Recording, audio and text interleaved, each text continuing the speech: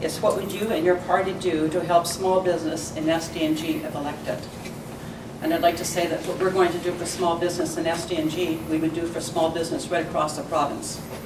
The first thing we would do is shift the balance. It's major corporations who have been given the consideration during this government and the previous government. So we will put the focus on small business and their needs. We will reduce the small business tax from 4.5% to 4%. We will stop the massive tax giveaways in terms of tax cuts to major corporations. That will leave more money for small businesses who are the real job creators across the province. We recognize that and we want to support them.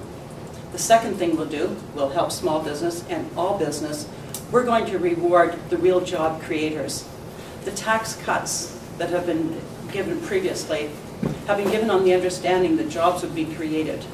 And the jury is no longer out. The facts are in. The jobs have not been created. So we're going to reverse that policy and give tax breaks to the people who will most likely produce jobs for this province and generate our economy. Is it rebuttal? No, it's answer the question. Oh, do I have to read it first? No? No.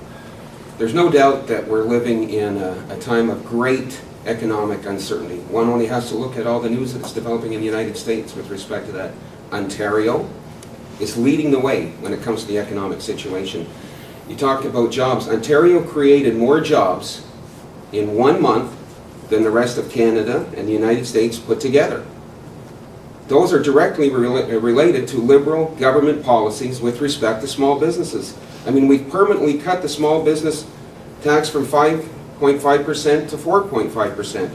We've eliminated small business surtax. We're the only jurisdiction in Canada to do that. When you look at the way that we have our tax structure, it reduces small business administrative costs. Ontario is leading the way. In a time of global economic uncertainty, people are moving to Ontario.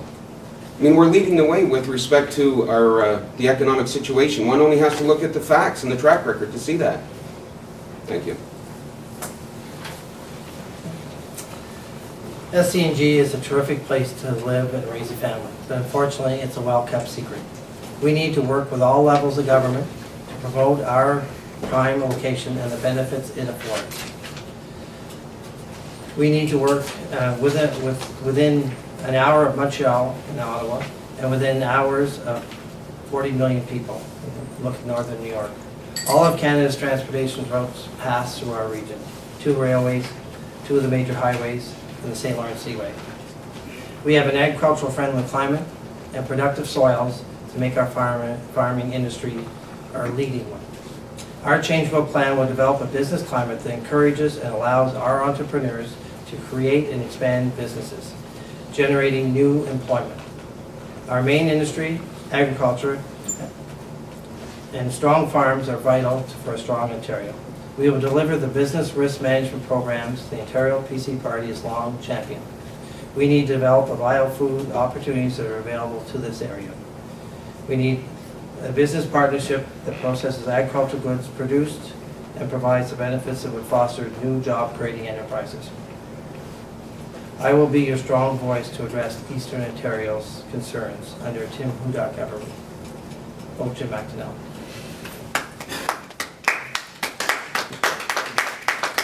Rebuttals? Under the Ontario Liberal government and under the leadership of Dalton McGuinty, Ontario is way above other areas, other jurisdictions with respect to our economic record. I mean, we just went through a municipal election where councils, both from South Glengarry and from the city of Cornwall, trumpeted the efforts and the building and the infrastructure that went on. It's massive, and it's created hundreds and thousands of jobs in the riding. I have to take issue with some of my Liberal colleagues' comments. He claimed that the Ontario government has created more jobs than any other jurisdiction in North America. I have to say that the jobs, sadly, have not kept pace with the jobs lost.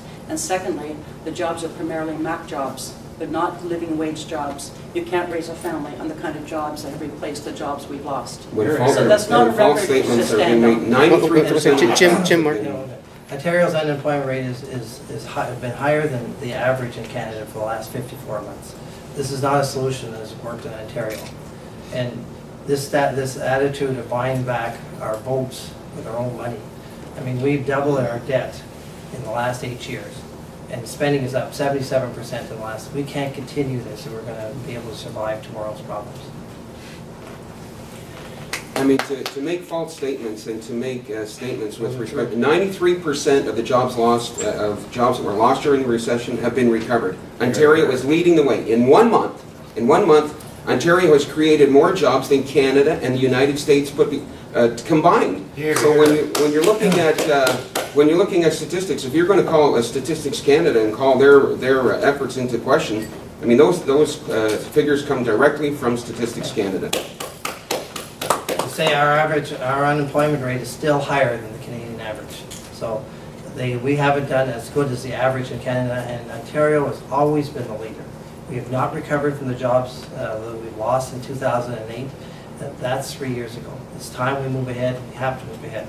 This is the first time we've been a have-not province in our long, proud history. Well, with something we were very, very proud of. And now we're a have-not province. The claim is saying we're a have-not province. We give $6 billion.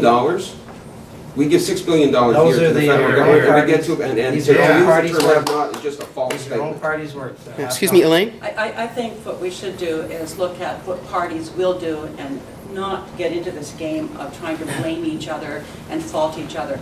Let's make this a positive campaign.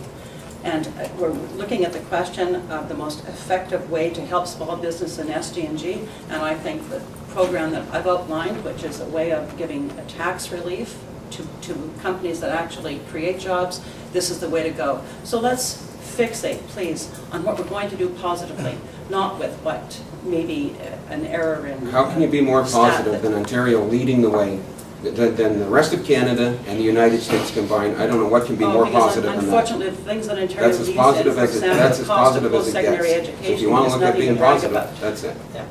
And we're not leading, we're below the average in unemployment, so that's not right.